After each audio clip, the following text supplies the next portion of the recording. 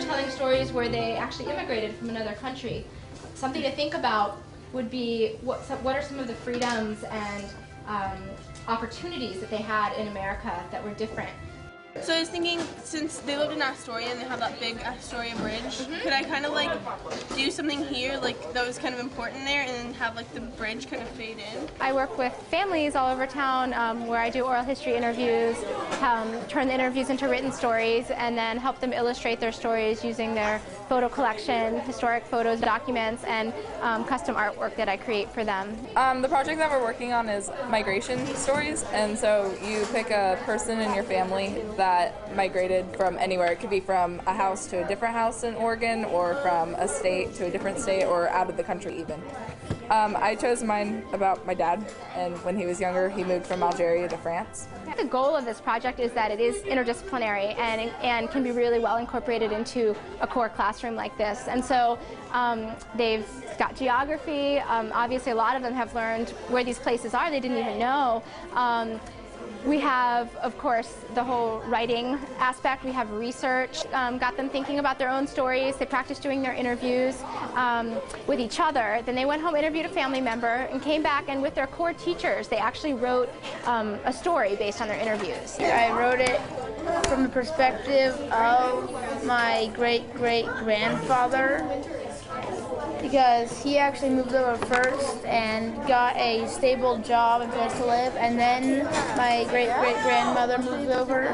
Wow, I learned that my great-great-grandma, she moved when she was 16 because she was orphaned, and so I didn't really know that before. And she moved to Iowa, and then she moved to Minnesota, then back to Iowa, and then to Oregon. I did mine on my mom.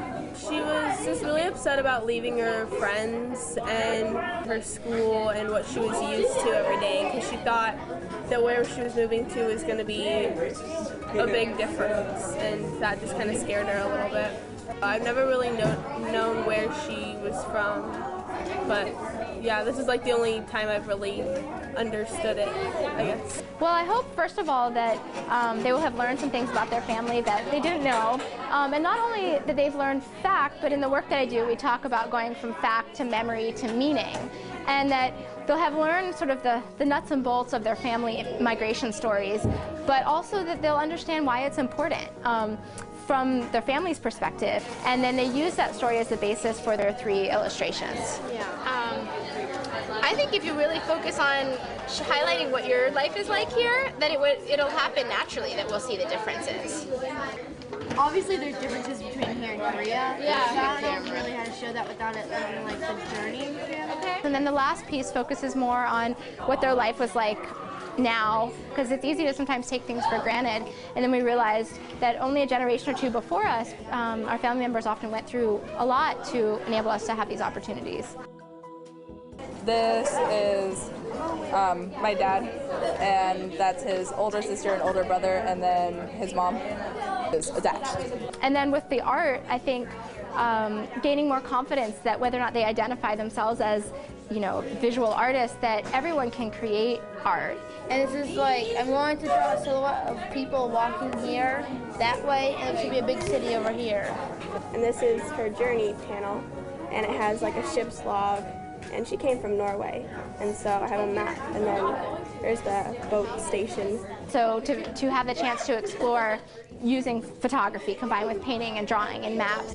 Well, we're going to have all 460-something students will have display all the 3 panels on display along with their written story, and they'll have an opportunity to invite their families and friends to come and to speak about their stories. And so I think it'll be a really nice synthesis of this experience, because they've been working together for the last 5 weeks or so on these projects, but they haven't been able to really step back and look at each other's projects. I really want them to feel proud of their heritage, and I think that's one of the other important aspects of this project, is that they realize what a diverse heritage they have in this classroom even, and how that makes up America. You know, the goal is to really learn about American history through this project, through personal history.